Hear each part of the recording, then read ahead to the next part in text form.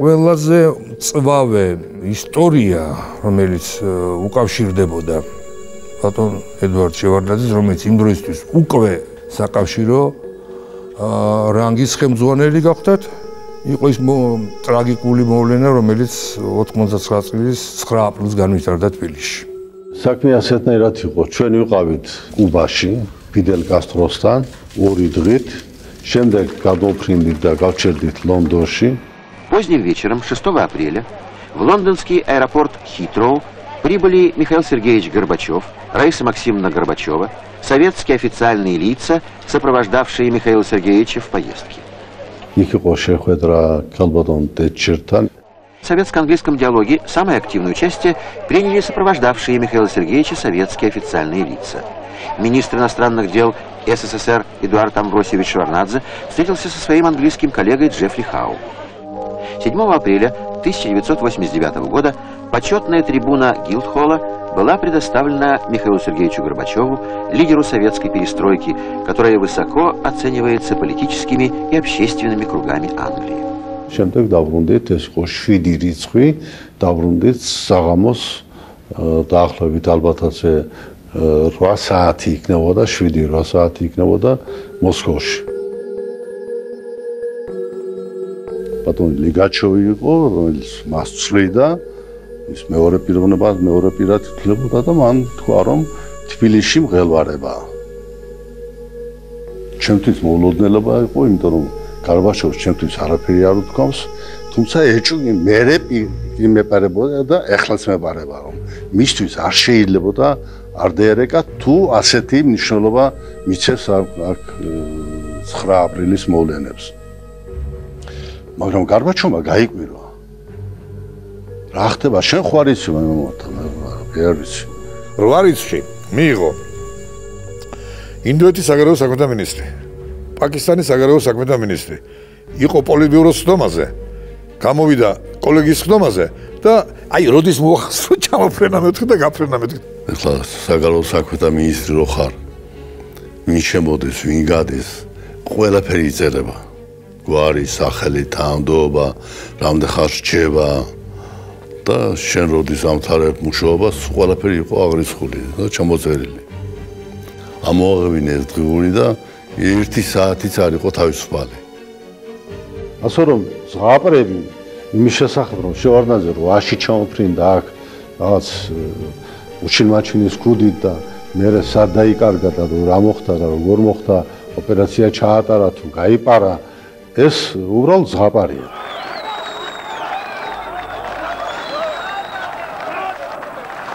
ამას ვიხილავდით ჩვენ, გავფრინდეთ თუ არ გავფრინდეთ. დებშები იყო ისეთი რომ მდგომარეობა, ასე ვთქვათ, ექვემდებარება კონტროლს და აუცილებელი არ არის ჩასვლა. თუ არა, ჩვენ იმ დღესაც 8 რიცხვშიც მზად ვიყავით. მე ვერ გეტყვით, ეხლაც არ შემიძლია თქვა, რა შედეგი მოყვებოდა ჩემ ჩამოსვლას.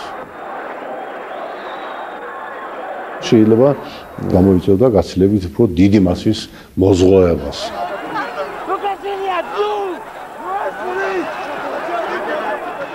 თუმცა იგი ქვეყნის საგარეო საქმეთა მინისტრი გახდა და ვითომ ფორმალურად ეს საკითხი არ ეხებოდა, მაგრამ გასაგებია იგი საქართველოს პარტიულ ორგანიზაციას ხელმძღვანელობდა მანამდე და ბუნებრივია რომ მან მიიღო დავალება სასწრაფოდ ჩამოსულიყო თბილისში და ბატონ რაზუმოვსკისთან ერთად, რომელიც ცენტრალური კომიტეტის ერთ-ერთი რიგითი მდივანი გახდათ, აი ეს ჯგუფი მეორე დღესვე ჩამოფრინდა თბილისში და დაიწყო, ასე ვთქვათ, სიტუაციაში გარკვევა. 3 დღე დამჭირდა იმისათვის, რომ სამხედროებს შინაგან ჯარების სარდალს, რადიონოს და სხვებს ამოეღერღათ როგორმე რომ ამ დარბების დროს გამოყენებული იყო პირველად აღიარეს რომ გამოიყენეს რეზინის ჯოხები.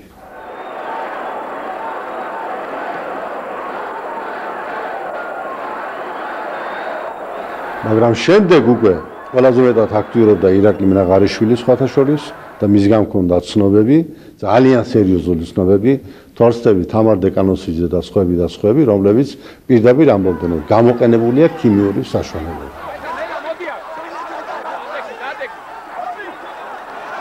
და ბოლოს სამხედროებმა აღიარეს, რომ გამოიყენეს ეგრეთ წოდებული ჩერვემუხა. მერე გაირკვა, რომ კიდევ სხვა რაღაცა იყო გამოყენებული. გარწმუნებთ, არ არის ადვილი მის წარმოადგენა, რა რისხვა დაატყდა იმ სამხედროებს ედუარდ შევარდნაძისგან იმ მომენტში. ბუნებრივია ეს იყო უმძიმესი გამოცდა მისთვის როგორც ადამიანისათვის და ეს ეთყობოდა მას სახეზე. თუმცა ძნელი იყო ჩვეულებრივად მისთვის და ეს შემდგომ მე არაერთხელ ასე ვთქვათ დავრწმუნებულ ვარ ამაში სახეზე შეგეტყოთ ერთბაშად რაიმე ემოცია. მე ნათქვამი მაქვს რომ თვითონ მისთვისაც ბატონი ჯუმბერისთვის ყველას ჯობდა თვითონ გასულიყო იმ ხალხში, გასულიყო იმ ახალგაზრდების შეხვედრო და იქ მარტო ახალგაზრდები არ იყვნენ, ინტელიგენციაც იყო, სხვები იყვნენ, შეხვედრო და ეთქვა ის რაც სათქმელია. თუ დაუჯერებდნენ ხო კარგი და თუ არა და თავისი სინდისის წინაშე მართალი იქნებოდა. საერთოდ ჩარის გამოყენება, ძალის გამოყენება ყველა შემთხვევაში შეთანხმებული უნდა იყოს მთავარსარდალთან. და მთავარსარდალი ვინ იყო? გარბაშოვი იყო. გარბაშოვის გარეშე ძალას ვერ გამოიყენებდა. ეხლა წარმოვიდგენიათ თქვენ რომ კოჩეტოვი და რადიონოვი იღებენ გადაწყვეტილებას რომ დაარბიონ მიტინგი და ისინი არ მოახსენებენ თავდაცვის მინისტრს. ან და წარმოვიდგენიათ რომ თავდაცვის მინისტრმა არ მოახსენოს ვინც არის მთავარსარდალი ქვეყნის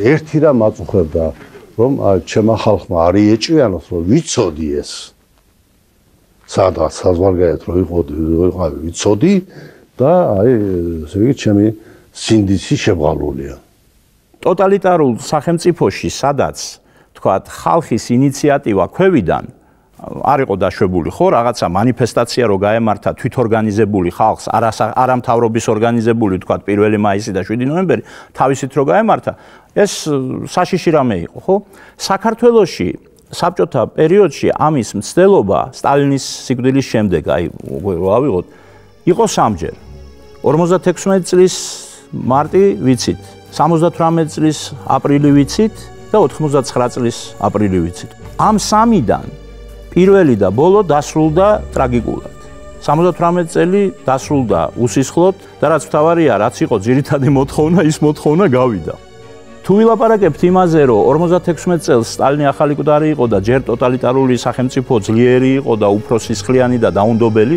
კი ბატონო მაგრამ 99 წელი როცა უკვე ზანზარებდა და ინგრეოდა ეს იმპერია და მაშინაც მოხერხდა რომ 20 კაცი დაიღუპა 9 აპრილს ხო რა განასხვავებს ამ სამ მოვლენას ხო და რატო არის რომ პირველი და ბოლო იყო სისხლიანი და შუა არა მარტივი მიზეზია ედუარდ შევარდნაძე იყო 78 წელს ცეგას მდივანი და იმიტო ახლა ხშირად მეკითხებიან აი როგორ გადაწყდა ბერლინის კედელის დანგრევის საკითხი როგორ გადაწყდა ავღანეთიდან ჯარების გამოყვანის პრობლემა თუნდაც გერმანიის გაერთიანება მე იმაჩნია რომ სწორედ ეს იყო ეს თქვათ სოფლმხედველობრივი საფუძველი სოფლმხედველობრივი გარღვევა დასაწყისი ახალი ერისა და აი ამ რევოლუციას საუკუნის ბოლოს რევოლუციას როგორც მსოფლიო ასახელებს სულ 2-3 არქიტექტორი და შემოქმედი ყავდა და მათ შორის სწორედ ბატონი ედუარდ შევარდნაძე სახელდება ეს არ არის მხოლოდ ქართველების სურვილი ჩვენი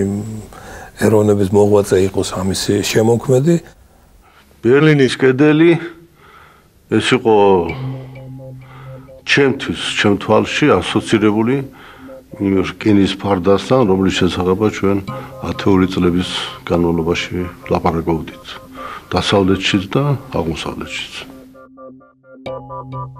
და უნდა გითხრათ რომ უნიკალური როლი შეასრულა ჩემი და გენშერის პირადმა ურთიერთობამ Als ich ihm das erste Mal begegnet bin, das war am 1. August 1985 in Helsinki.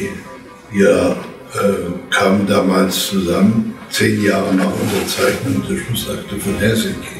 Da habe ich nach dem Gespräch mit Eduard Shevardnadze zu meinem Mitarbeiter gesagt, diesem Mann können wir vertrauen. ჩვენ კანადაში ვიყავით, გამაკვირა მოულოდნელად ჩემთან მოვიდა ჯიმი და თქვა, რა სიტყვი, რომ დავიწყოთ მუშაობა სერიოზულად მინისტრებმა გერმანიის გაერთიანების თაობაზე. ეს ის დროა, როცა აღმოსავლეთ გერმანიაში უკვე დემონსტრაციები იმართებოდა. აი მაშინ შევიკრიბეთ მინისტრები და გადავწყვიტეთ რომ დავიწყოთ მუშაობა ამ თემაზე. წელიწად ნახევარზე მეტი მიმდინარეობდა მუშაობა. შეხვედრები იყო მოსკოვშიც, ბონში, ბერლინში და უნდა გითხრათ, ყოველთვის ასე ტკბილად არ მიდიოდა ჩვენი საუბრები. ჩემს უგან ხო პოლიტბიურო იყო და ყველა გამოსვლა, ჩემი გამოსვლა უნდა დაემტკიცებია პოლიტბიუროს.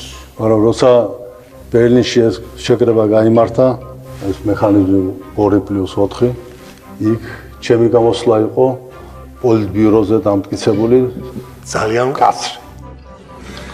ესე იგი, ეს იყო ერთადერთი შემთხვევა, როდესაც მე გამოკვეთილად ვერ დავუჭირე გერმანიის ერთიანებას.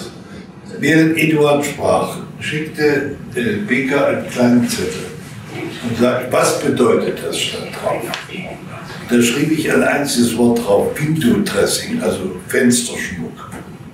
Genscher passuchos. Genscher replies, Fasadia. This is all facade. That's right, I remember that. Es weiß nicht, ob für so geht, Я думаю, что это было величайшее достижение, потому что я чувствовал просто запах Третьей мировой войны. Вы представляете, в Центральной Европе 40 тысяч танков, если память не изменяет, 500 000 людей, советских людей. Начинаются демонстрации уже с требованием объединить Германию. Что? Пустить танки?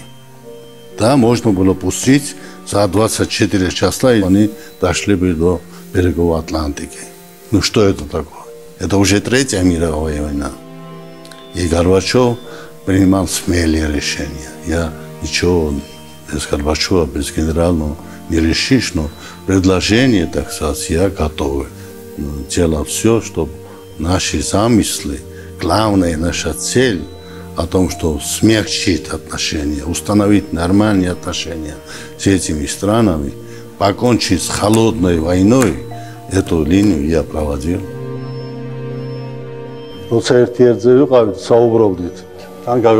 And also we looked around, you know. I should interrupt here and say that what Ed Ward has just told you is absolutely true in terms of this being probably the most difficult issue that we had to grapple with, because there was substantial resistance to the idea of Germany in NATO. And we would have our private meetings, and the Eduard Shevardnadze that I would see in a private meeting, or Genscher would see, or Dumas would see, or Douglas Hurd would see, was not the Eduard Shevardnadze we'd see when we got everybody around the table, because there were people looking over his shoulder who made it much more difficult for the Soviet Union to come to the position that, yes, Germany should be unified and it should be unified as a member of NATO. And this was an exceedingly difficult brief for the foreign minister of the Soviet Union at that time. And I remember that very, very well. Ich meine, ich wusste ja, wie schwer der Weg ist. Die beiden Männer gehen Gorbatschow und Shevardnadze. Und wir mussten alles tun, um diesen Weg zu erleichtern, damit er gegangen wird. Das haben manche im Westen nicht verstanden. Es war wichtig, es war notwendig. Wir schulteten auch, dass zwei Männer, die eine Tür geöffnet hatten, die viele für immer für verschlossen hielten.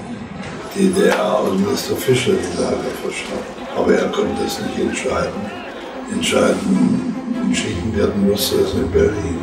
როცა თქვეს რომ ერთმა ქართველმა დააყო გერმანია და მეორემ ხელი შეუწყო გაერთიანებას, რა თქმა უნდა მე მადლობა გადავიხადე, მადლობა მოახსენე ამ სიტყვების ავტორს. პირველი ავტორი ჰანს დიტრიხი გახლდათ, მაგრამ დავძინეთ. გაითვალისწინეთ რომ ქართველების გარეშე დიდი პოლიტიკა არ გეცდება. კაიროს მონაცემები გახლავთ ასეთი 93-ში თუ არ ვსწრები მათ გამოაქვეყნეს, რომ აი ამ ცივი ომის დასრულების გამო დასავლეთმა, როგორც ისინი ამას აღნიშნავდნენ, ყოველწლიურად დაზოგა უფრო ზუსტად 3-4 ტრილიონი დოლარი. ყველაზე მეტად წყდება გული, რომ ცივი ომის დამთავრების შემდეგ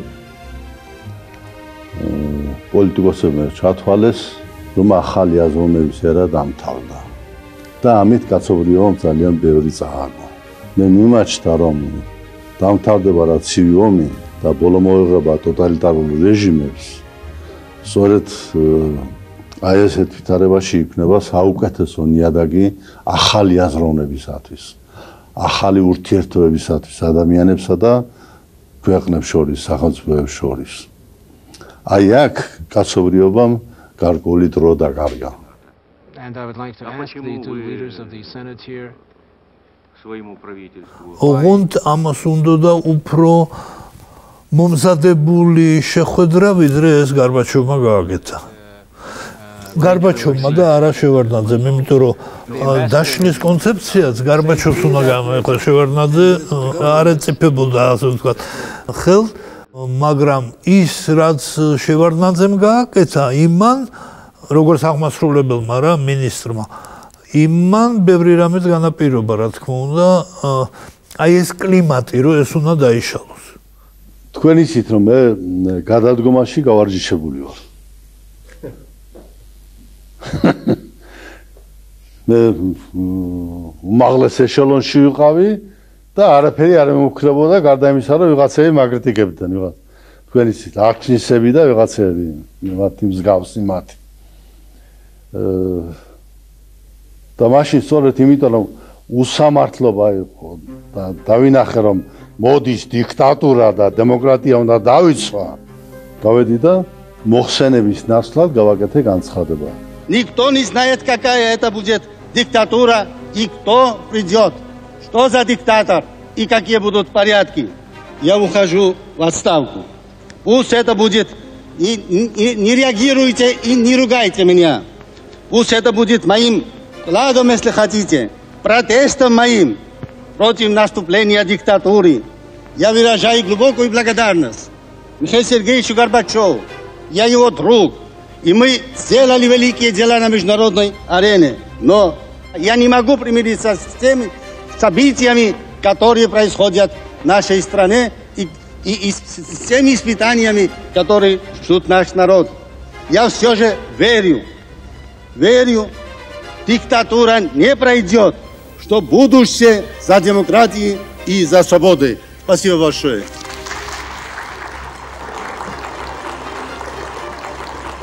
Мучительный для меня вопрос. Вы призываете к любым формам сопротивления. Вы допускаете случаи, когда это сопротивление должно быть и насильственно? Нет. Нет. Я не призываю к этому и даже не допускаю. Я бы не хотел, чтобы такое случилось, потому что это вы же знаете, что такое насильственное сопротивление. С одной стороны, невооруженный народ, а с другой стороны, вы знаете, военный потенциал Советского Союза. И на что способен министр обороны. Какие силы, какую технику вывести против народа. Это уже было. Пожалуйста, на улицах Тбилиси, и Вильнюса, так сказать, и Риги. Мы знаем, на что способны они. Может, и сейчас они скажут, что он не знает. მერე ელცინმა გადაწყვიტაო, რომ ხელისუფლება მოეპოვებინა, რადგან არ უნდა დაждდომოდა და მან ფაქტიურად ბევრი რამ თვითონ რუსეთისთვისაც გაწირა და იმის შედეგი არის მერე ბევრი რამ ის რაც ხდებაო. Сейчас многие политологи говорят, во всем виноват Шеварднадзе. Если не Шеварднадзе, Советский Союз существовал бы, это Шеварднадзе разрушил Советский Союз. Это блеф, это глупость, это люди просто элементарной политикой не разбираются. Это была большая политика. Большая политика, конечной целью, которой являлась предотвращение Третьей мировой войны и нормализация отношений с западными странами. Minister Shevardnadze's resignation and warning, I think, has to be taken seriously. In my experience, Minister Shevardnadze has always worked as a professional who served his country's interests. He was in the forefront of the new thinking in foreign policy and democratization at home, and I think that he has earned the respect of leaders all around the world. Let me say that I've known Edward Shevardnadze to be a man of his word, a man of courage, conviction, and principle. გარდა პოლიტიკური მიზნებისა, მეხავხთები მოდიოდნენ იმიტომ, რომ ეს ერთგვარად დიდი დაცვა იყო შევარდნაძის იმ პერიოდში. Еще раз приветствую вас в моем доме. Once again, I greet you in my house. Thank you. Once again, it's a real pleasure for me to be here. Рада как никогда. Привет. Ma femme, Anne-Marie, m'a dit de vous embrasser. Привет вашей супруге. Თვარწდები მეათე იყო სიაში, რომელიც უნდა დაეხვრიტათ. აი უკვე პუჩის მომენტი როცა იყო. გადადგომის შემდეგ. მოუსწრო იმან, რომ უბრალოდ პუჩი 3 დღე გაგრძელდა.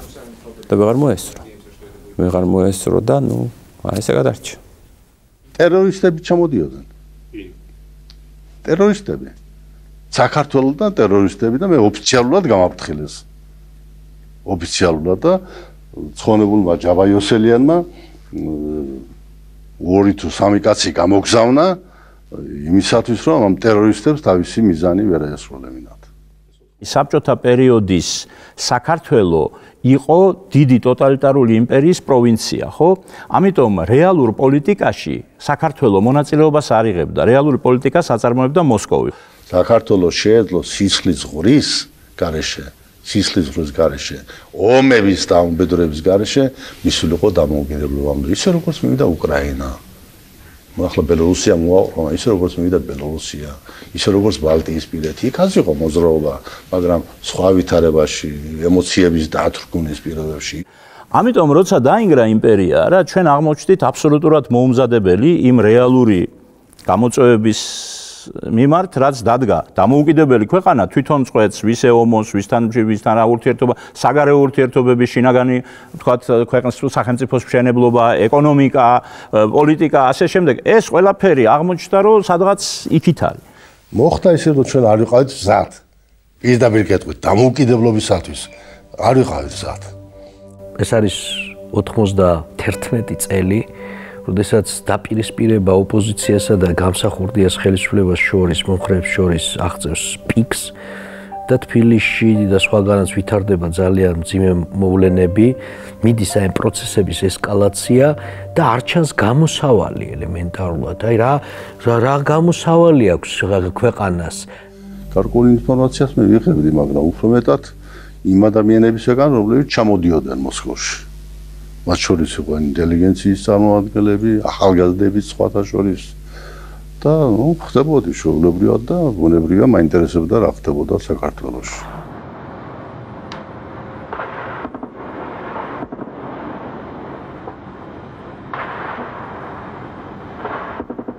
ეხლა ყველასათვის შემსკია რომ მე მგონი მთელი მსოფლიოსთვის ნათელი იყო ეს იყოს ძალიან დიდი მასშტაბის პოლიტიკოსი და საქართველოს პოტენციურად ჰქონდა ამხელა რესურსის გამოყენების შესაძლებლობა. ამ სიტყვის ხა ყველა პოლიტიკოსი ესე ვთქვათ არის დაბადებული თავის ქვეყნისთვის, რომ მისი რესურსი იქნას ბოლომდე გამოყენებული. არა, ნუ ძალიან ნერვიულობდი, იმიტომ რომ ჯერ ისეთი ძალიან მინდოდა რომ ჩამოსულიყო საქართველოში მართალი გითხრათ, იმიტომ რომ მოწამლული ქართველი ვარ. თუ შეიძლება ასე ითქვას. ნუ გული მткиოდა ცხადია ჩემს ქვეყანაზე და ჯეროდა რომ მას შეეძლო ეშველა ქვეყნისთვის. ეს იყო ყველა სომი, ყველა წინააღმდეგ. სამხედრო გადატრიალების შემდეგ, ესე იგი ბუნებრივია არავინ არ აღიარებდა იმ მთავრობას და აუცილებელი იყო ძალიან დიდი საერთაშორისო ავტორიტეტის მქონე ადამიანი იმისათვის რომ ეს აღიარება მოსულიყო. და აი სწორედ ასეთი იყო ედუარდ შევარდნაძე. ყველაზე დიდი ბრძოლა რომელიც მე გადავიტანე. ეს იყო ბრძოლა საკუთარ თავთან. ფაქტურად დიქტატურიდან და გადასულიყავი სხვა სისტემაში, როგორც დემოკრატი, დარწმუნებული და მებრძოლი დემოკრატია. და მისი ჩამოსვლა საქართველოში ნიშნავდა რომ აი ეს განხეთქილება რომელიც იყო საზოგადოებაში და არა მარტო ერთი მიმართულებით, მრავალი მიმართულებით. საქართველოს ძალიან გავდა ისეთ ქვეყნებს, როგორიცაა თქო ლიბანი და ასე შემდეგ. ლიბანიზაცია შეიძლება მომხდარიყო ისეთივე, როგორც მოხდა თავად ლიბანში. და ეს სწორედ მისმა ავტორიტეტმა, საერთაშორისო ავტორიტეტმა შეძლო ამის შეჩერება.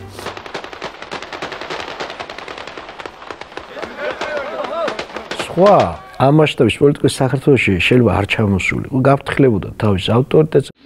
პიროვნების ინტერესებს გაითვალისწინებთ, ეს არ იყო განსაკუთრებული, ეს არ იყო ნორმალური. ყველა წესის მიხედვით უარი უნდა მეთქვა, მაგრამ მეორე მხარისა ამ საკითხისა ზნეობრივი მხარე. ყველა ადამიანი თავის ქვეყნისა და თავის ხალხის წინაშე ვალდებულია გააკეთოს ყველაფერი, როცა მას უჭირს. რომელი პოლიტიკოსიც არ უნდა აიღოთ, ეს იყო შეცდომა პოლიტიკოსის. ვერავინ ვერც ვერაფერს დააბრალებდა, იმიტომ რომ უამრავ პრობლემას აიცილებდა თავიდან. აი ეს პირველი 2 თვე, იანვარი და თებერვალი, სანამ ჩამოვიდოდა შევარდნაძე მოსკოვიდან, ხო? ეს თუ ვინმეს ახსოვს? აი უბრალოდ რომ წარმოიდგინოთ, რომ ეს შევარდნაძე არ არსებობს და არც საიდან არ ჩამოვიდა და ის გაგრძელებულიყო. საქართველოს არ იარსებებდა დღეს როგორც სახელმწიფო. ეს ხო ქვეყანა გაჩანაგებული, დანგრეული, გაუბედურებული. ახლა ბევრს ავიწყდება ეს. მე ძალიან გული მწყდება ხოლმე ხანდახან, როდესაც ეს დაავიწყდებათ ხოლმე, რაღაც უმადურობა საერთოდ ძალიან ცუდი თვისებაა. ყოველგვარი გამოცდილება სასარგებლოა. მათ შორის უარყოფითი გამოცდილება სასარგებლოა. ისე სკოლა. ისევ ის პრინციპები, ისევ ის ერთგულება თავისი ქვეყნის და ალბათ ის წარმოდგენა, რაზეც ვლაპარაკობთ, რომ მას ყოველთვის წარმოედგინა ქვეყანა უნდა ყოფილიყო დამოუკიდებელი. შეიძლება მაქვს ნათქვამი, ჩამოვედი შეგრძნება ისეთი მქონდა, რომ აი ატუღებულ კურსში ჩამოვიდეს თავით. იმდენად ძიმე იყო ეს სიტუაცია მაშინ. როცა ჩამოვიდა, აქ რო დახვედროდა საქართველოს ჩვეულებრივ მდგომარეობაში, ყოფი როგორც თუნდაც ლიტვა, ლატვია, ესტონეთი, თუნდაც ნებისმიერი სხვა რესპუბლიკა, სადაც აი ომი არ იყო და სამოქალაქო ყველაფერი ერთად აღმოჩნდა. ომი, სამოქალაქო მაშინ რა თქმა უნდა მისი ეფექტი ჩამოსulis იქნებოდა გაცილებით დიდი. იმ დროისთვის პრაქტიკულად ხელისუფლება ქვეყანას არ ყავდა და ბუნებრივია რომ ესეთი გამოცდილების მქონე პოლიტიკოსის ჩამოსვლა საქართველოში იმ მომენტში გადამწყვეტი იყო ამ ქვეყნისთვის. მე რო ჩამოვედი პირველად მოსკოვიდან 92 წლის მარტი გახდათ გავხდით მის უწმინდესობასთან მან მოიწონა ჩემი ნაბიჯი როგორც იყვიან მაყურთხა მეგობრები ბევრი ყავს რომელთაც ბევრი საშუალებები აქვთ სურვილიც აქვთ და გვახმარონ რა თქმა უნდა ეს უნდა იყოს შეერთებული ჩვენ ძალიან დიდ შრომასთან თავდადებასთან ჩვენს ერთობასთან და მაშინ შეიძლება გადავარჩინოთ ჩვენი ქვეყანა მე ასე მაქვს წარმოდგენილი მე მგონი არ ვაჭარბებ რომ მდგომარეობა უმძიმესია თუ ყველა შევიგნოთ საფრთხეს რაც გველოდება მაშინ მე მგონი შევძლებთ გავერთიანდეთ და ვიბრძოლოთ ერთი დიდი მიზნის მისაღწევად ჩემი ქვეყანა და ჩემი ხალხი მე ვერ ვიცან მართლაც ყველა ძმას რო დაძდევდა და ეს ძალიან კარგად ჩანდა რუსთაველის გამზირზე დაანგრეული პარლამენტი პირველი გიმნაზია სასტუმრო თბილისი მიწასთან გასწორებული მხატვართა სახლი დასხრილული ბავშვთა სასახლე და რა ვიცი თითქმის ყველა შენობა ასე მდგომარეობაში იყო არც საზარმოები მუშაობდნენ არც სოფლის მეურნეობა ყველაფერი იყო გაყინული და შემდეგ პირველი რაც გავაკეთე იყო ბაზარში ის რომ ბაზარში წავედი ერთი სახეობა ქართული პროდუქტის ვერ ნახე ყველაფერი თურქეთიდან იყო შემოტანილი სულ ყველაფერი ჩვენ ჩამოსვლას ვენაცვალეთ ჩვენ ჩამოსვლა შენ გენაცვალე შენ გედის ფიგმენტს ვენაცვალეთ ჩვენ ჩამოთავება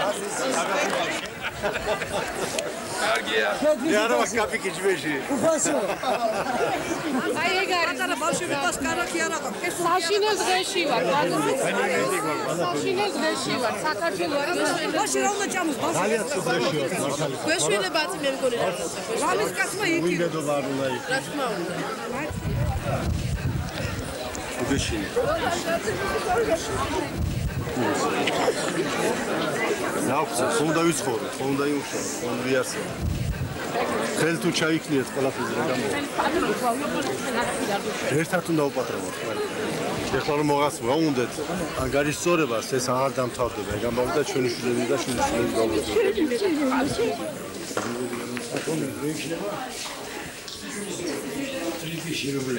არა. ეს შემოტანილია ხო? კი. მე ძალისყიდვა მინდოდა 1500 გიგასთვის.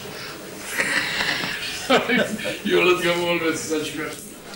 მე რომ ჩამოვედი მოსკოვიდან პირველი სიტყვა ასეთი იყო ჩემ. ჩამოვედი იმისათვის რომ კლავები დავიკაპიცოდა ვიშლომო. დაკაპიცება არ ვიცი. ხშირად ამბობენ ხოლმე რომ რეფორმები მოხდა, რამდენად სწრაფად განხორციელდა ეს რეფორმები. რეფორმები ხდება ერთ ქვეყანაში, თქვათ ერთ წყობაში, შეიძლება სხვადასხვა სისტემაში და აქ აბსოლუტურად ცარიელ ადგილზე სრულად ახალი ქვეყნის მშენებლობა დაიწყო. ჩვენ არ გახდით მაშინ 91 წელს, 92 წელს, როცა ეს პროცესები იწყებოდა, სამართალ მემკვიდრეები და ისედაც თქვათ იდეური მემკვიდრეები, ან ეკონომიკური მემკვიდრეები, თქვათ იმ წინა ქვეყნის. სრულად ახალი სახელმწიფო იქმნებოდა. ჩვენ იმდენი უბედურება გადავიტანეთ, იმდენ უბედურებას გაუძლოთ ჩვენმა ხალხმა, ამას მხოლოდ ზეციერის, ასე ვთქვათ, ნება თუ განსაზღვრავდა და გადაარჩენდა. თუ ედუარდ შევარდნაძემ ღმერთი იწამა, ამაში პატრიარქის 100%-იანი დამსახურება არასაკურველია. ეხლა ჩვენ ვამბობთ ღვთისმშობლის წილხვედრი ქვეყანა. ესეც არ არის შემთხვევით სადღაცა დაბადებული ფრაზა. შეიძლება ზოგს ლეგენდად მიაჩნია, ზოგს ისე ნათქვამად და საფუძვლოდ. არ არის ასე, რამდენი ლეგენდა, რომელიც ჩემი ბავშვობიდან მე მახსოვს მეხსიერებაში, რამდენი ლეგენდა აღმოჩნდა ისტორიული ჭეშმარიტება. ნათლობა შეძგა და მე გადავწყვეტე ნათლობის შესახებ და თქვენ გადავწყვეტეთ იმიტომ რომ ბატონი შევარდნაძე გახდა მორწმუნე ადამიანი. სარწმუნოების გარეშე შეუძლებელია ნათლისღება. Подобрал для меня имя. Он говорит, что Эдуард хорошее имя, так сказать, но это не грузинское. И он тогда решил назвать меня Георгием. დრონი იცვლებიან და ჩვენც ვიცვლებით მასთან ერთად. თავარი ის არის, რომ სიკეთისაკენ შევიცვლებით. ეს არ იყო რაღაც პატრიარქის და პრეზიდენტის ასეთი. არა, ეს უფრო თანამოაზრეების ერთი ფასეულობების მქონე ადამიანების ურთიერთობა იყო, რომელიც ბუნებრივია შემდეგ ნამდვილ წმინდა ადამიანურ ურთიერთობებსა და მეგობრობაში გადაიზარდა. დიდია პატრიარქის როლი ძალიან, რასაც მიაღწია შევარდნაძემ თქვათ ქვეყნის განვითარების თვალსაზრისით, აი იმ პერიოდში, როცა ის პრეზიდენტი იყო. მე მახსოვს 92, 13, 14 წლები მოგონ ასე ამბობდი. ბევრი თქვენთაგანი ასე ამბობდა და ჩვენი მოქალაქეებიც რომ ოღონდ გავხდეთ ნამდვილი დამოუკიდებელი და ბალახს შევჭამთ.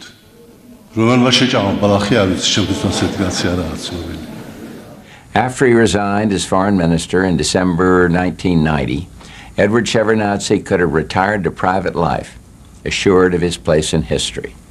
But instead, he has continued to make history. As president of Georgia, he has struggled to protect his country's independence, preserve its unity, and promote economic and political reform. His time as president has not been easy. In fact, it's been marked by extreme personal danger. შევარდნაძე საქართველოში ჩამოსვლის პირველივე დღეებიდან დაიწყო საქართველოში სახელმწიფოებრივი მშენებლობის ძალიან აქტიური პროცესი. როცა თბილისში გამალებული სროლა არის, მანქანების გატაცება, ტრანსპორტი არ მუშაობს. რატომაა მეტრო გაჩერებული? მე მწვენია მანქანით გამოიარო. მწვენია, იმიტომ რომ ასობით, ათასობით ხალხი დგას და მე ვიცი რომ შენ რომ მანქანით გაივილი, ალბათ ის ხალხი ოდიში და შემოგაფოთქებ, რომ შენ მანქანით დადიხარ და ზრომებს არღებულობ მეტრო მაინც მუშაობდეს. მე დღეს ცას ვეწიე სიხარულით რომ რაღაცნაირად მოხერხდა, ცოტა მივიღეთ ენერგია, ცოტა დამატებითი და დღეს 7 საათიდან თუ 6 საათიდან იმუშავებს საღამოს 7 საათამდე. მეტი საშუალება არ არის.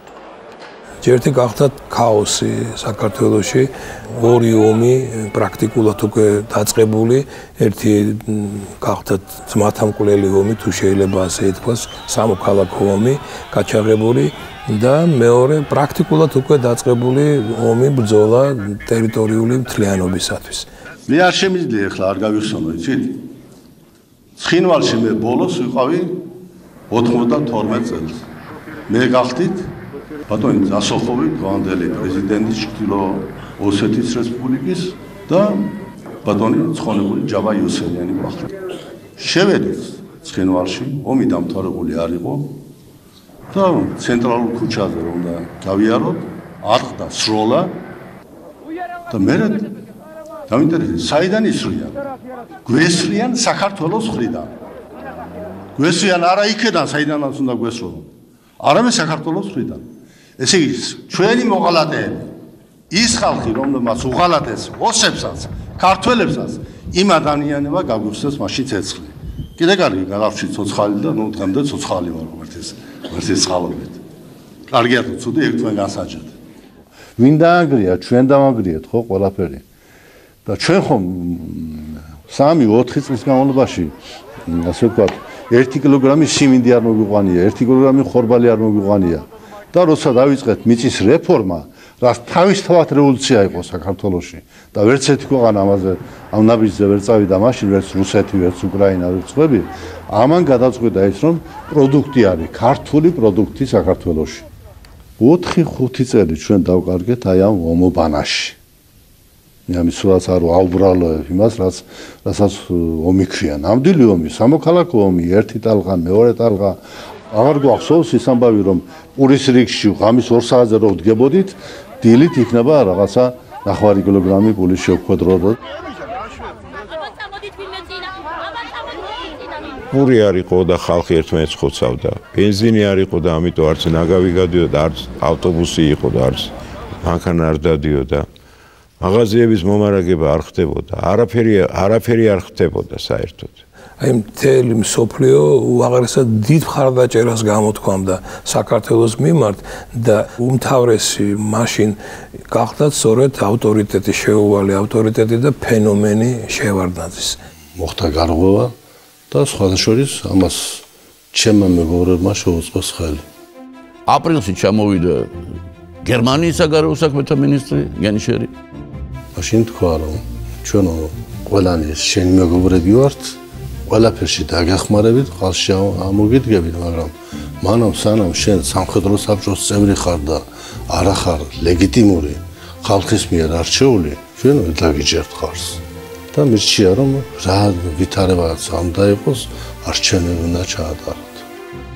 და მან გამოაცხადა რომ ევროთად ფირმა მიიღო გადაწყვეტილებას საქართველოსთვის 50 მილიონი ეკიოს კრედიტის გამოყოფის თავობას. ეს მაშინ პროგრესის ხსნას ნიშნავდა, იმიტომ რომ პრაქტიკულად იწყებოდა შიმშილი და სხვა წყარო ელემენტარული მოთხოვნების დასამოფლებლად ხალხის არ არსებობდა. ერთი ლირიული გადახვევა. ბატონი გენშერი ყველაზე მეც მოგზაურობდა მინისტრებს შორის. ერთხელ რეიგანი მეკითხება, ვინ მოგზაურობს ყველაზე მეც მეუთხარი, რა თქმა უნდა გენშერი. მაშინ თუ გაიგონია თქვენობას, ორი თვითუნავი შეეჯახა ჰაერში ერთმანეთს და ერთშიც და მეორეში ძიჯდაო გენშერი.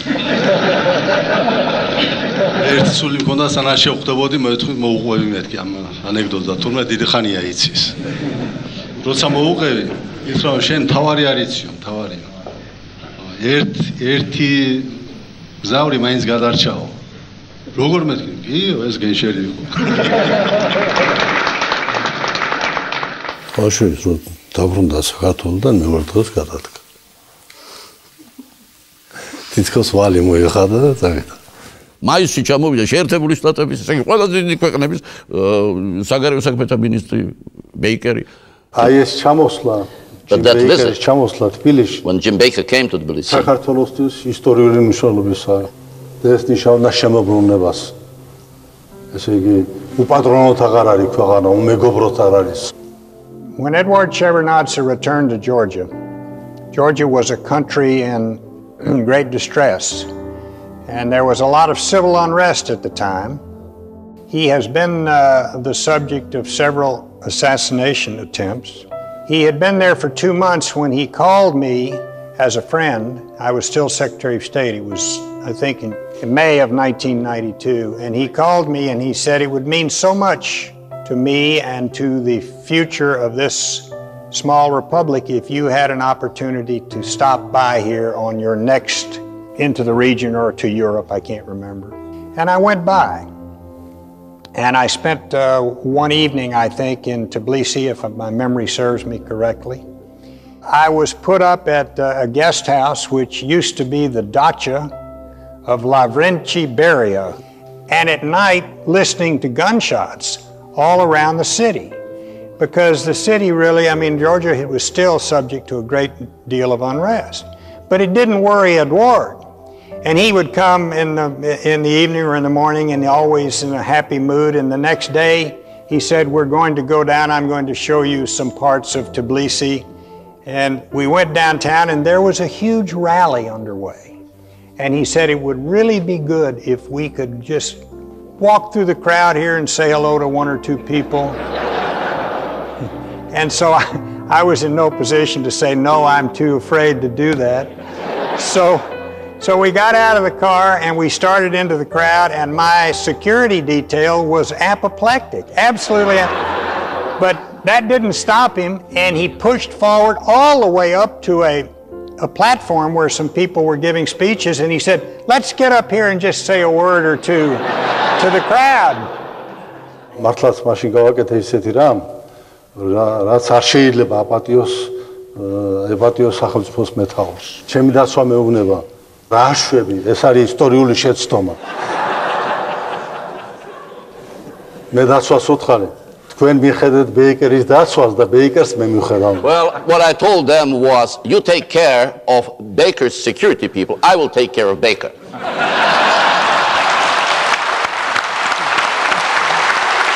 აღიარება რას ნიშნავდა ეს გაეროს წევრობა, ბუნებრივია ყველა საერთაშორისო ორგანიზაციის წევრობა და მე თანდათან უკვე ისეთი ორგანიზაციების წევრობა, სადაც უკვე კრიტერიუმები ძალიან რთულია. აი ეს იყო ალბათ უმნიშვნელოვანესი რამ და აქედან წამოვიდა დახმარებაც საქართველოსად, იმიტომ რომ საქართველოს საშინელ სიდუხჭირეში იმყოფებოდა.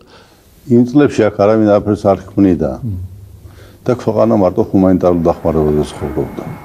მე უნდა სიცოცხლის ფასად რომ დამждომოდა და შემეძლო როგორმე ქვეყნის ხაოსიდან და ამასეთ ანარქიიდან გამოყვანა. და ამ ცარიელ ადგილზე როგორც ითქვიან, მომეხერხებია დემოკრატიული სახელმწიფოს აშენება. ეს არ იყო იოლია მოცხანა. და ჩვენ იმ უაღრესად გაჭირებულ ხანს გვჭირდებოდა სწორედ ევროკავშირის დახმარება იმისათვის, რომ რაღაცნაირად გაგვეტანა თავი. და ევროკავშირისგან მაშინ იმ წლებში 90-იან წლებში ჩვენ ძალიან დიდი დახმარება მივიღეთ. ეს იყო საკვები პროდუქტები, ხორბალი უპირველეს ყოვლისა. აი ხორბალი რო არ შემოსულიყო ევროკავშირიდან და ამერიკის შეერთებული შტატებიდან, ჩვენ ვერ გავიტანდით თავს, ვერ გადავრჩებოდით, ესე იგი. 1992 წლის ივლისში იყო ეუთოს სამიტი ჰელსინკიში. და ერთ-ერთი შეხვედრა იყო მამა ბუშთან. Old friend, respected friend, how are you? Edward is a delegațiasთან ერთად და ბატონი ედვარდი იწყებს. მე ვიცი ახლა ყველა სახელმწიფოს მეთაური, ყველა პრეზიდენტი მოდის თქვენთან და რაღაცა უნდა გთხოვოთ. მე მოვედი იმისათვის, რომ არაფერი არ გთხოვოთ. იმან შეხედა ესე და ედვარდ პირდაპირ თქვი რა გინდა და რა უნდა ახლა მაშინ ხორბლის რაოდენობა იყო ისეთი რომ სულ რამდენიმე შეიძლება კვირაში დამთავრდებოდა. ეხლა 92 წელია, ესე მინდა შეგახსენოთ როდის ხდება ეს, ივლისი 92 წელი. და ჩვენ მე შევედი უკვე დარბაზში, სადაც სამიტია რა. და ხედავ ბეკერი მოდის და მე მანიშნებს რომ თუ შეიძლება გამოდი შენო და გამოვედი და მითხრა, მიდი ედვარდს უთხარი დააწყნარეო. უკვე 50000 ტონაო შავ ზღვაშია უკვე. იმასწორება მაშინ შიმშილისაგან იხსნა ჩემი სამშობლო. და ივნისში ჩამოვიდა დემირელი, რომელიც მაშინ იყო პრემიერი და არა პრეზიდენტი თურქეთის. მაშინ როცა აქ სამოქალაქო მძინვარებდა, სისხლი იღვრებოდა, ქალაქის ქუჩებში გამუდმებელი სროლები იყო და მაშინ ჩაუყარეთ საფუძველი თურქეთისა და საქართველოს ურთიერთობას. მე როგორც ვიცი, საფრანგეთის მთავრობამ უკვე გააკეთა განცხადება ჩვენი ცნობისა და თავისუფლების თაობაზე დიპლომატიური ურთიერთობის დამყარების შესახებ საქართველოსთან, რომ აი ამ იზოლაციის მარწუხებიდან ეხლა მე მგონი გამოვდივართ და უსალოცი საქმეა ეს პრაქტიკულად. აი ამან მისცა სრული ლეგიტიმაცია და აღიარება დაიწყო აქედან. მე მახსოვს, როდესაც იმ პერიოდში მოამბეს ძალიან გაუჭირდა, ჩვენ მთელი წელიწადი მუშაობდით ისე, რომ ხელფას ვერ ვიღებთ, არ გქონდა. მაშინ იყო ეს კუპონობის პერიოდი და ასე შემდეგ. და მე მახსოვს, რომ მან ყველაფერი გააკეთა იმისათვის, რომ ჩვენ გაგვჩენოდა სახსრები. მე პირდაპირ შემიძლია გითხრათ, ეს არ იყო ბიუჯეტური სახსრები, ეს იყო ბიზნესმენთა დახმარება, მაგრამ ეს იყო მისი ინიციატივა. ის ხედავდა ამას. და არა მხოლოდ მოამბეს ეხებოდა, ეს ეხებოდა ტელევიზიის თანამშრომლებს. მახსოვს 92 წელს ჩვენ შევქმნით პრეს-სამსახური აი მის აპარატში, მის ადმინისტრაციაში და შეგნებულად მოვიწვიეთ ყველა პოპულარული ჟურნალისტი. ახალი სახელმწიფო იქმნება სრულიად ახალ საფუძველზე, ხო? და ჟურნალისტებს ამისი გამოცდილება არ ჰქონდათ. ყველაფერი რაც ხდებოდა პრეზიდენტის კარზე იყო ღია აბსოლუტურად. მისი შეხვედრები, მისი მოლაპარაკებები, მისი გადაწყვეტილებები, რა იგეგმებოდა, ვის უნდა შეხვედროდა, რა თემები ახლოვდებოდა.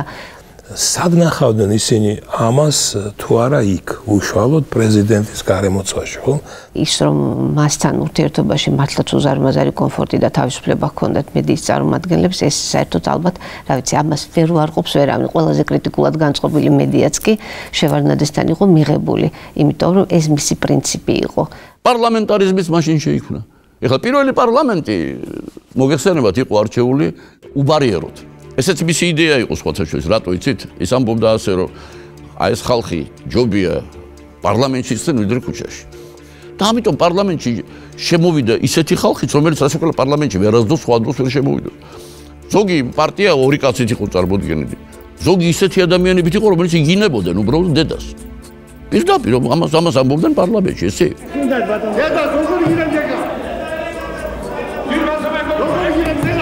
გარედან გაცილებით მშვიდი იყო და ითვლებოდა, რომ არა უთოგდება ძარღვი, მაგრამ შინაგან ძალიან ერთ-ერთი ყველაზე უფრო ემოციური ადამიანი, ვინც მენახავს. იგი არ გამოხატავდა ამ ემოციას, თუ როგორ არ იყო ემოციური. მე ვთვლი და არა მარტო მე, რომ ყველაზე დემოკრატიული პარლამენტი იყო. ჯერ ერთი იმიტომ, რომ შევარდნაძეს არასოდეს არ ეშინოდა განსხვავებული აზრის და არც კრიტიკის.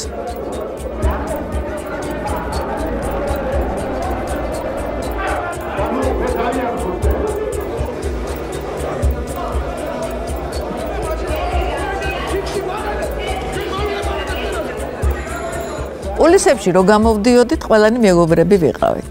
დარბაზში ყველანი მტრები ვიყავით. პულარსონი იყო შვედეთის პრემიერ-მინისტრი ქალი. ჩამოსული იყო და იმილ შენობაში ზუსტად იყო შეხვედრა პარლამენტის წევრებთან. და როგორც კი დაიწყო ამ ქალმა ლაპარაკი, ვიღაცამ ჭერზე რაღაცა დაჭედება დაიწყო იმ მომენტში. ნუ ამ ქალმა შეხედა ბატონ ედუარდს, აიხედა ჭერზე, ბატონ ედუარდმა შეხედა ამ ქალს, აიხედა ჭერზე. და დაცვა გაიქცა და გააჩერეს ეს ვიღაცა მუშა იქ რაღაცას არემონტებდა. გავიდა ერთი 10 წუთი და იმ ქალმა ისევ დაიწყო ლაპარაკი და იმან ისევ დაიწყო ჭედება ჭერზე რაღაცი და გამოხედა ბატონ ედუარდმა და რა ვთქვათ ქალბატონო დემოკრატიას ვაჟენებდა უთმოს. ყოველთვის აკეთებდა ჩანაწერებს აი იმელის პარლამენტის ხდომათა დარბაზში და ხანდახან ეს ჩანაწერები რჩებოდა და დიდი ინტერესით უყურებდი ხოლმე რა ჩანაწერები. აი წარმოიდგინეთ სრულიად მორიგ სიტუაციაზე ჩაინიშნა ადამიანმა რაღაც. აი ის რამდენიმე წინადადება ორთოგრაფიის, პუნქტუაციის, გამართული ქართულის თვალსაზრისით იყო უნაკლო. ეს ერთ-ერთი თვისებაა, რომლის გამოც მე პირადად ძალიან დიდი პატივისცემის გრძნობა გამიჩნდა, იმიტომ რომ ადამიანი თავისთვის გაკეთებულ ჩანაწერშიც კი არ უშვებს იმას, რომ რაღაც შეიძლება იყოს გაუმართავი. მე შევარდნაძე მინახავს ყველანაირ სიტუაციაში. მინახავს, ვთქვათ, განრისხებული იმედგაცრუებული, სასოწარკვეთილიც კი, მაგრამ არასდროს არ მინახავს შევარდნაძე დაბნეული ან შეშინებული. ჩვენ უკვე 3 დღეა 4 დღეა აი ზუგდიდში შექმნილ მდგომარეობის ირგვლივ ტრიალებთ, ვიხილავთ ერთი რეგიონი, მეორე რეგიონი, მესამე რეგიონი და ფიქრობთ, როგორც მეხანძრეები აი ამ ერთი კვირის განმავლობაში აი ასე დავრბივართ, ხან ერთი, ხან მეორე, ხან მესამე. თუ ოდნავ არ დავშვიდით, არ მოვწესრიგდით. რაღაც ელემენტარული წესრიგი თუ არ დამყარდა ამ ჩვენს ქვეყანაში, ზედმეტია ლაპარაკი დემოკრატიაზე. უწესრიგო ქვეყანაში და დამშეულ ქვეყანაში დემოკრატია არ აშენდება. შევარდნაძემ გადაწყვიტა ერთ დღეს, რომ უნდა ჩასულიყო რამოდენიმე რეგიონში, რომელიც ყველაზე მეტად იყო დაზიანებული ამ სამოქალაქო ომით და პირველი ამოირჩია სამეგრელო. შევარდნაძე ძალიან ვაჟკაცი ადამიანი იყო. მე არაერთხელ ყავს ნანახი, ზუგდიდში არ დამავიწყდება არასოდეს, როდესაც რავი პამიდრობს, ქვებს, რებს არ გვისროდნენ. ზუგდიდში რო ჩავედით, მაშინ საერთოდ ზუგდიდში ჩასვლა, არ ვიცი ახლა. რა ვიცი, გადაწყვეტილება მიიღო და წავედით რა ახლა ზუგდიდში.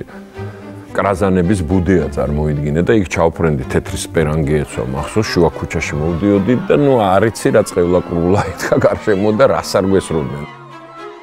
ზუგდიდში დაждომის საშუალება არ მოგწეს. ისე მოხდა რომ ქვემოდან გვესროლეს კიდევაც ვერტფრენს და მე იძულებული ვიყავით წალენჯიხისკენ წავსულიყავით. აი წალენჯიხაში უკვე მთელი ბატალიები გადავიტანეთ, მოხდა ისე რომ ადგილობრივმა მოსახლეობამ ალყაში მოგვიქცია და ჩვენი ვერტფრენი მაშინ დაждდა წალენჯიხის ფეხბურთის სტადიონზე. და სტადიონიდან გამოსულები მოგვიმწყდიეს ალაყაფის კარებთან. და მაშინ იყო ბატონი ედუარდი, რომ ალაყაფის კარებს ჩაეჭიდა ხელით ესე და უცებ იქიდან ვიღაცამ ხელით სცადა ხელის მოკიდება და შიგნით შეთრევა დაუწყო, როგორც იქნა გამოუგლიჯეთ ხელიდან. შევარდნაძეს ჰქონდა საოცარი მუხტი საუბრისას მასშელო დაახლოებით ერთ 10-15 წუთში გინდოდა თუ არ გინდოდა თავის აზრზე გადმოყვანა მოსაუბრეს. ამიტომ იყო შეძახილები, რომ არ მოусმინოთ, რომ არ გინდათ, არ გაჩერდეთ ეს თავისთავად ზუსტად იმიტომ იყო განსაზღვრული ესეთი ქცევა, რომ არ დაეშვათ ეს კონტაქტი მისი მოსახლეობასთან. იმიტომ რომ ეს ის ველი იყო, სადაც ის ყველას ჯობნიდა. მე შევბრუნდი და სასწრაფოდ მე ხოროწყუში გადავფრინდი. ნუ ახლა მოსაგონრად და მოსაყოლად ცოტა ადვილია და იოლია ამაზე საუბარი, მაგრამ აი როცა იმ ასე ვთქვათ ეპიცენტრში ხარ, რაც მაშინ ხდებოდა და რამხელა საფრთხე იყო და მე მაშინ მახსოვს ბატონი ედუარდის სახეც, მისი ქცევაც, მისი უშიშარი გამომეტყველება, რომ ხალხთან კონტაქტს არ ერიდებოდა. და აი ზუსტად ეგა თქვა, რომ რა მნიშვნელობა აქვს თუ მოსახვედრია მოხვდება. გინდა ირბინე, გინდა იცოცე და გინაძგინა ქენი, მაგრამ სახელმწიფოსი რა, ჩემთვის მაშინ ძალიან საამაყო იყო, რომ უყურებდი, ფიქრობდი, რომ სახელმწიფო სათავეში უდგას კაცი, რომელსაც ამის უნარი აქვს. რომ სიკვდილის თვალებში უყუროს და არ გაიქცეს. ადამიანს ვერც დაავალებ და ვერც ეტყვი, რომ ის იყოს კრიტიკულ სიტუაციაში უშიშარი ან მამაცი, ეს აბსოლუტურად ისეთი თემებია, რომელიც ადამიანს აქ ან არა აქვს. მისი პირადი თვისებებიდან ერთ-ერთი იყო ფატალიზმი. ის მაინც ფატალისტი იყო მთლიანად. სწამდა, რომ თუ მოსაკვდენი ხარ მოკვდები. თუ არა და არა. ყოველთვის ფიქრობდი, რაც მოსახდენია მოხდება და ახლა შიში საქმეს ვერ უშველის, ვერაფერში. ხილად უნდა იყო, მაგრამ თუ გეშინია, მაშინ აღარ უნდა იმუშაო. ასეთ საქმეს ხელი არ უნდა მოკიდო. ეს არ არის ფატალისტობა.